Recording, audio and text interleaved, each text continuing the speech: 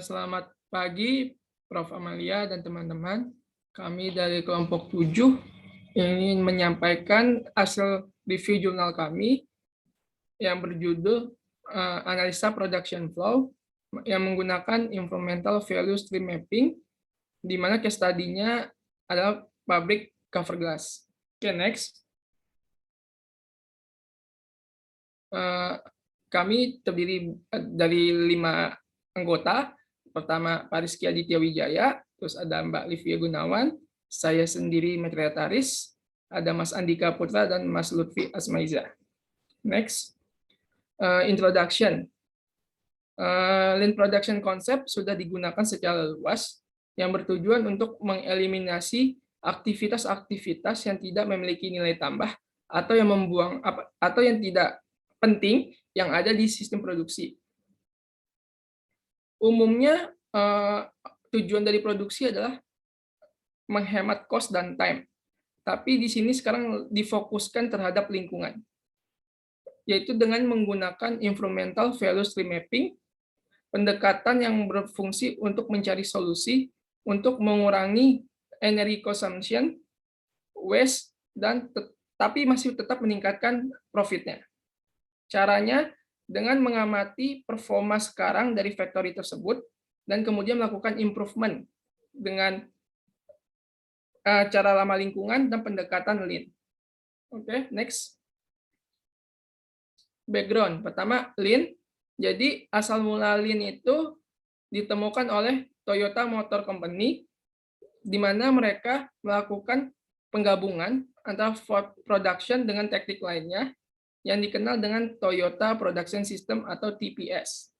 Tujuannya adalah untuk cost reduction dengan cara menghilangkan atau mengeliminasi aktivitas-aktivitas yang tidak akan menambah nilai tambah. Oke, selanjutnya next. Environmental Value Stream Map atau EVSM. Pertama, value stream mapping ditemukan sebagai lean production tools atau perangkat lean production, di mana mereka dilakukan visualize, pengamatan dan menganalisa production flows. Production flow ditemukan oleh Lotter and Sock pada tahun 1998.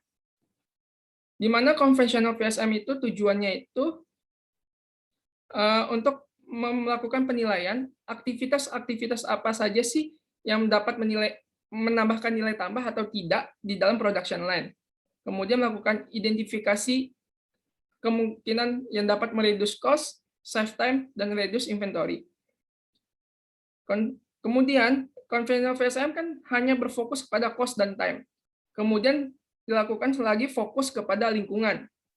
Itu karena ada desakan dari Environmental Protection Agency atau EPA dari Amerika meminta adanya integrasi environmental waste ke dalam VSM dengan tujuan untuk membantu industri mengurangi polusi dan energi consumption, tapi tetap meningkatkan profitnya.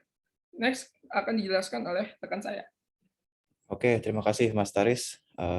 Jadi di sini ada gap dari penelitian dan sasaran dari penelitian. Sejak ditemukannya EVSM, ada beberapa studi kasus yang menyasar kepada kapabilitas EVSM, seperti pada industri alkohol dan industri gula, industri otomotif, cover chipboard, dan robotic plant. Tapi sampai saat penelitian ini ditulis, itu belum ada suatu penelitian yang dilakukan pada fasilitas produksi kaca. Karena tingginya permintaan atas smartphones dan tablets, pasar untuk lapisan kaca telah berkembang pada tingkat pertumbuhan yang cukup tinggi. Dan saat itu diramalkan untuk terus berkembang pada rate sekitar 11,1% di periode 2016 sampai 2020. Nah, perkembangan ini atau pertumbuhan ini itu tentunya akan berdampak pada konsumsi energi dan limbah yang dihasilkan. Karena itu, adanya suatu kebutuhan untuk aplikasi EVSM, metode EVSM ini pada industri kaca untuk mengakses usability-nya dan mengevaluasi segala kesulitan pada pengumpulan data dan analisis. Nah, adapun studi ini atau penelitian ini itu memiliki sasaran untuk menyediakan kepada para pembuat keputusan pada perusahaan-perusahaan manufaktur suatu pandangan holistik pada operasi mereka yang mempertimbangkan atau memperhitungkan aspek-aspek ekonomi dan lingkungan. Strategi untuk mengembangkan lini produksi pada aspek ekonomi dan lingkungan tersebut akan dipropos pada penelitian ini. Next. Nah, mengenai ketersediaan tools untuk Lean dan Green ini, saat ini belum banyak tersedia tools yang terkait langsung dengan Lean dan Green. Walaupun Lean itu berarti mengurangi limbah dan mungkin akan mengimprove efisiensi dari sumber daya dan menggunakan impact dari lingkungan, namun belum ada yang langsung menyasar kepada tools yang langsung menyasar pada manajemen dari Lean dan Green ini. Nah, ISO 14001 tentang manajemen lingkungan itu sudah tersedia, namun menurut penulis ISO ini hanya bisa digunakan sebagai arah konseptual, belum mengarah kepada penerapan manajemen, tools untuk manajemen. Nah, karena kurangnya tools ini, maka para penulis memutuskan untuk menggunakan mapping dari proses operasi. Nah, suatu peta dari proses operasi ini dapat memberikan informasi yang tepat, sehingga pada akhirnya akan membantu para pembuat keputusan untuk mengidentifikasi masalah.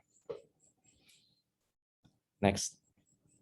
Nah, metodologi yang diambil pada penelitian ini menggunakan berdasarkan metode yang diciptakan oleh Radar dan Schuck, di mana ditambahkan suatu matriks lingkungan. Nah, lingkup dari studi ini mencakup level produksi pada industri kaca. Nah, beberapa data seperti cycle time dan availability itu diambil langsung di lapangan dengan mengambil data tersebut dari proses-proses yang ada. Nah, sementara untuk data-data lingkungan seperti konsumsi energi itu diambil dari data-data machine tool. Nah, ada 5 step yang dilakukan di sini. Pertama-tama mendefinisikan skop dari penelitian, lalu mengambil data yang ada tadi, dari data yang ada tadi, lalu menyusun suatu IVSM yang ada saat ini. Setelah IVSM tersebut disusun, lalu diidentifikasi beberapa area yang dapat dikembangkan. Nah, setelah itu menyusun strategi atau rencana dari pengembangan area tersebut berdasarkan prinsip Kaizen. Oke, selanjutnya untuk case study akan disampaikan oleh rekan kami, Mas Lutfi. Baik, terima kasih Mas Rizky. Nextnya belum. Nah, data collection. Nah, yang sudah disinggung oleh Mas Rizky. Jadi kita perlu mengambil data dulu untuk membuat VSM dan IVSM ini. Jadi perlu komponen dulu. Data-data apa yang perlu di-collect, itu yang ada cycle time, probability, operator numbers, effect rate, transport time, shift and working time, serta power demand of machine tools. Next. Nah, lalu kita juga harus memahami proses yang dilakukan oleh manufaktur kaca ini. Nah, jadi inti besarnya atau overview-nya, si pabrik kaca ini dia mendapatkan barang dari supplier itu berupa kaca yang layer kaca yang besar itu yang panjang, kemudian startnya dari scribing, yaitu ada jadi proses pemotongan yang dimensi disesuaikan oleh produknya dia yang mau dibuat, kemudian ada diatur juga tentang ketebalannya, kemudian ada proses CNC, yaitu dia membuat sebuah melubangi kaca-kacanya gitu, agar dia edge dan surface-nya itu bisa sesuai yang diinginkan gitu. Kemudian lanjut lagi ke dipolis, habis dipolis kemudian dicek oleh manusia gitu ya, diinspeksi apakah ada yang barang-barang yang defect gitu. Kalau defect dia disingkirkan, kalau oke dilanjutkan proses selanjutnya, kemudian masuk ke oven untuk memperkuat kondisi materialnya, kemudian dites ke performa dari si kacanya, kemudian dipolis lagi, kemudian dipasang protective layer, kemudian di print logo pada kacanya, dibersihkan, kemudian di pengecekan terakhir, kemudian dipasangin film, kemudian dicek lagi ke kualitasnya, kemudian di packing. Inti besarnya seperti itu. Lanjut. Nah, kemudian untuk membuat EVSM ini kita bisa membuat ini menggunakan metrik-metrik simbol gitu ya. Misalkan pada contoh yang di PPT, untuk mengenerate satu station, kita langsung bisa dapat melihat simbol-simbol. Kita menggunakan simbol CT untuk cycle time, AV untuk availability dengan domain persen, kemudian ada defect rate juga persen, kemudian juga ada inventory. Nah, terus kemudian untuk bagian time, kita ada time non value added dan time value added. Nah, yang dimana lead time itu nanti akan dihitung adalah sigma dari non value added time ditambah non value added time. Kemudian untuk value added time-nya ya hanya sigma time value added. Kemudian untuk prosesnya, untuk perhitungan energi, ini ada perhitungan dari energi transport dan energi proses itu dipisah untuk penjumlahannya. Lanjut. Nah, ini adalah desain EVSM-nya. Jadi yang kita bisa lihat bahwa dengan melihat EVSM ini kita sebenarnya sudah dapat mengetahui kondisi saat ini dari pabrik kaca ini gitu. Misalkan kita per stationnya kita dapat melihat cycle time-nya per station berapa gitu kan. Dan bisa kita lihat di setiap antara satu station dan station lainnya nih, ternyata kita bisa lihat ada sebuah kesenjangan di mana bisa dilihat ini di cycle time-nya per station itu perkisaran domain detik gitu ya, cepat gitu. Cuman untuk station selanjutnya butuh 1 jam gitu. Artinya ini terlalu banyak WIP di antara satu station lainnya gitu. Dan kita juga bisa mengetahui sekarang travel distance-nya berapa, kemudian energi konsumsinya berapa gitu. Nah, ini ada untuk per station itu ada energi konsumsinya ada, dan transport itu juga ada. Misalnya contoh yang di station 1, 2, dan 6, tapi untuk transportnya hanya 0 karena dia menggunakan manual handling. Next. Nah, ini adalah core informasi yang kita bisa dapatkan dari EVSM yang sudah dibuat. Nah, beberapa core information yang kita bisa dapatkan adalah value added time-nya ternyata setelah di total hanya kisaran 2 menit. Kemudian tapi total lead time-nya itu adalah 19 jam. Jadi dari proses pabrik sampai selesai itu membutuhkan 19 jam. Kemudian total material distance itu 620 meter, start dari first station sampai pendoknya. Kemudian setiap gelas yang diproduksi itu mengkonsumsi sekitar 14,7 kWh energi untuk pada satu line itu ya. Nah, namun untuk transportnya tidak ada mengurangi energi karena dia manual. Untuk slide selanjutnya akan dibahas oleh rekan saya. Oke, sekarang kita merumuskan menggunakan EVSM, maka kita bisa menemukan identifikasi problemnya seperti apa. Lalu kita bisa melakukan improvement dan merekomendasinya untuk ke perusahaan. Yang pertama itu dari aspek ekonomi, terdapat 3 bagian. Yang pertama itu implementasi fasilitas layout, yang dimana saat ini itu untuk layout produksi itu masih lurus dari A ke titik B, yang dimana panjangnya itu sekitar 10 meter. Namun kita merekomendasikan untuk membentuk letter U, yang dimana dengan RECO itu memperenggat jarak menjadi 6 meter, sehingga kita bisa mereduce waktu perjalanan yang tadi dari titik A ke titik B menjadi muter, sehingga sekitar 33% waktu berjalan pun akan lebih cepat.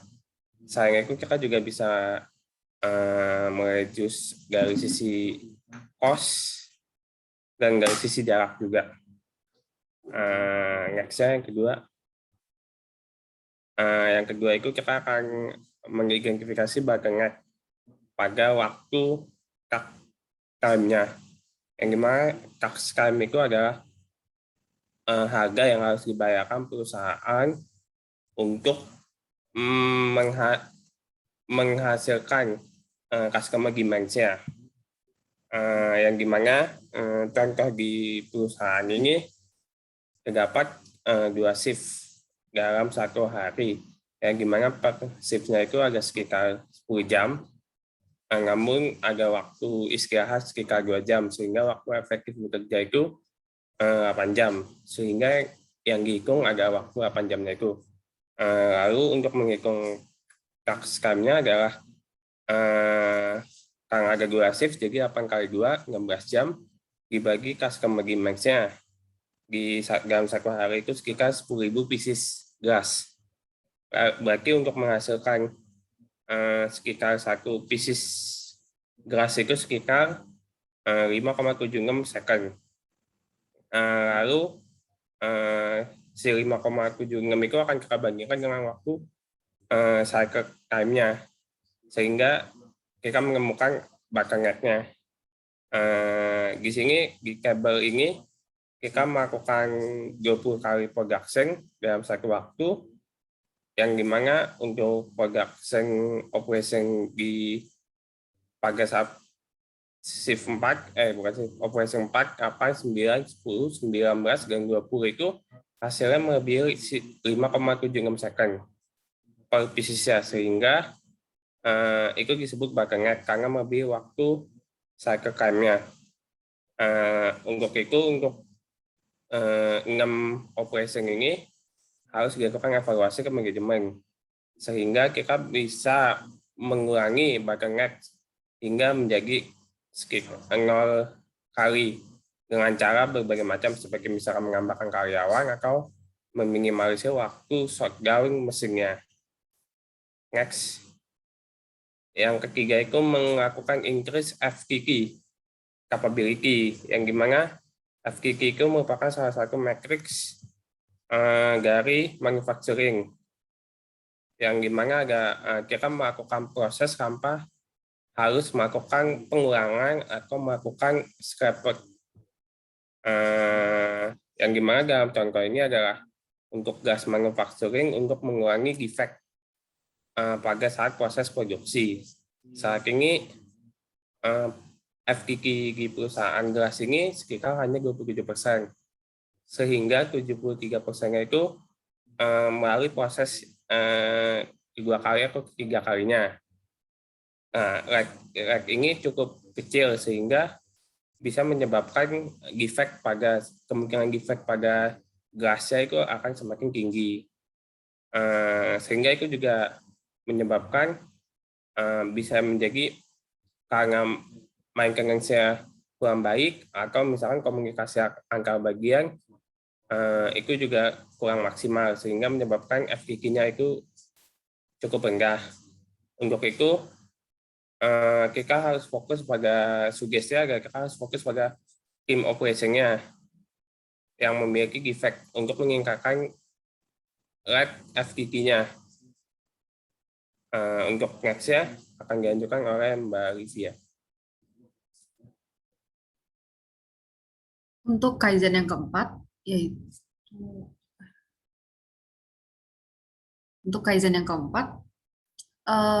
peneliti mensuggest untuk mengurangi dock-to-dock time atau sering disebut dengan lead time.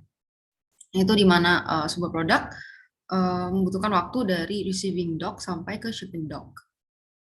Di EVSM yang sekarang dock-to-dock time-nya itu masih 19 jam, dan value added time-nya itu sekitar 0,2% dari lead time tersebut.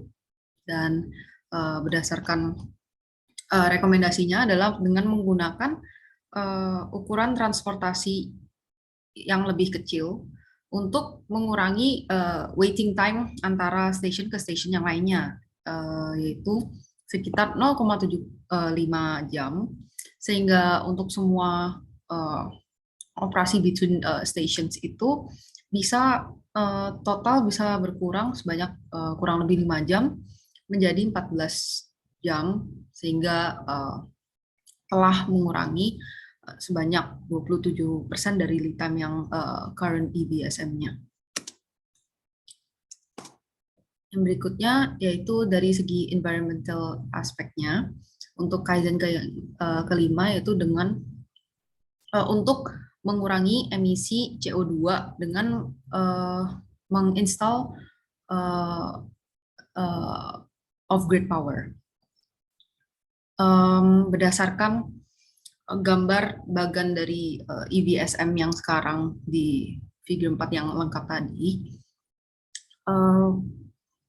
operation yang ke-8 itu mengkonsum paling banyak energi, yaitu operasi di mana material gelas tadi diberikan heat treatment untuk meningkatkan kualitas dari materialnya dengan menggunakan electric ovens, yaitu biasanya cenderung diasosiasikan lebih baik daripada gas ovens secara emisi CO2-nya. Tapi dalam kasus ini, electric ovens supply power dari electricity-nya itu juga berasal dari batu bara, sehingga masih memproduksi emisi CO2 yang tinggi. Jadi peneliti di sini menganjurkan untuk menambahkan power source dari renewable energy seperti tenaga surya, sehingga bisa mengurangi emisi CO2 dalam skala yang lebih besar. Ya, dengan jika manufacturer bisa memproduksi 50% saja dari energi yang mereka butuhkan, itu dapat mengurangi 46% dari emisi CO2 in total. Kesimpulan dari penelitian ini, yaitu studinya ini berhasil mengintegrasikan pengukuran environmental ke dalam conventional EBSM dan mengumpulkan data untuk menghasilkan sebuah EBSM. Lalu EBSM ini juga dapat mengidentifikasikan bottlenecks dan environmental hotspots dari production line atau proses produksinya. Dengan menerapkan Kaizen juga dapat mengidentifikasikan masalah-masalah dan mengurangi polusi dan waktu proses produksinya. Dan saran dari penulis untuk studi berikutnya itu dengan untuk menambahkan environmental metrics-nya yang lain seperti konsumsi air ataupun penghasilan waste yang berbahaya. Dan di penelitian ini juga belum ditambahkan aspek-aspek societal seperti safety dari produk tersebut atau noise level-nya atau kebisingannya.